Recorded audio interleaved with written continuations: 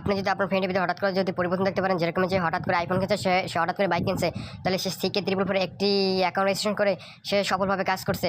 তো আজকের এই ভিডিও দেখাবো যে সিকে 344 কীভাবে একটা অ্যাকাউন্ট রেজিস্ট্রেশন করবেন এবং অ্যাকাউন্টে থেকে ভেরিফাই করবেন এবং অ্যাকাউন্টে থেকে ডিপোজিট করবেন। রেজিস্ট্রেশন করার জন্য আমি সিম্পলি চলে যাবো এই ভিডিওর কমেন্ট বক্সে। আসার পর আপনাদের মাঝে কিন্তু এরকম একটা ইন্টারফেস হয়ে যাবে। তারপর আপনারা সিম্পলি এখানে ক্লিক করে দিবেন।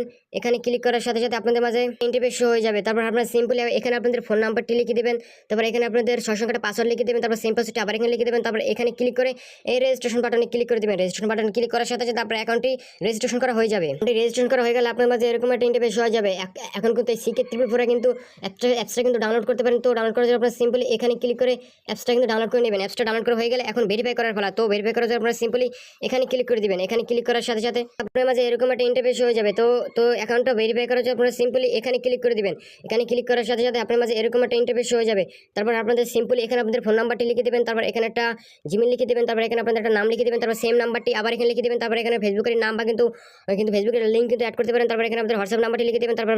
তারপর আপনারা এখানে ক্লিক করে দিবেন। ভেরিফাই হয়ে গেলে এখন ডিপোজিট করার পালা। তো ডিপোজিট করার জন্য ডিপোজিট বাটনে ক্লিক করে দিবেন। ডিপোজিট বাটনে ক্লিক করার সাথে সাথে আপনার মাঝে যাবে। তো এখানে কিন্তু আপনারা কিন্তু নগদ বা কিন্তু বিকাশ দিয়ে কিন্তু ডিপোজিট করতে পারেন। তো সিম্পলি আমি এখানে বিকাশ দিয়ে ডিপোজিট করে দেখিয়ে দেবো।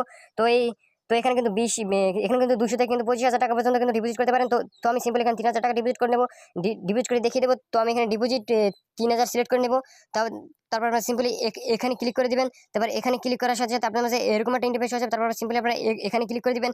এখানে ক্লিক করার সাথে সাথে লোড নিয়ে আপনাদের মাঝে কিন্তু এরকম একটা ইন্টারফেস হয়ে যাবে।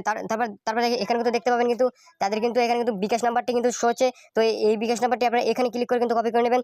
এখানে ক্লিক করে কপি করার পর অবশ্যই কিন্তু ক্যাশ আউট করবেন। তো ক্যাশ আউট করার পরে তাদের কিন্তু ট্রানজাকশন আইডি দেখতে পাবেন। সেই কিন্তু ট্রানজাকশন আইডি কিন্তু এই ঘরে বসিয়ে নেবেন। আপনারা এই ঘরে বসানো হয়ে গেলে নিশ্চিত বাটনে ক্লিক করে দেবেন।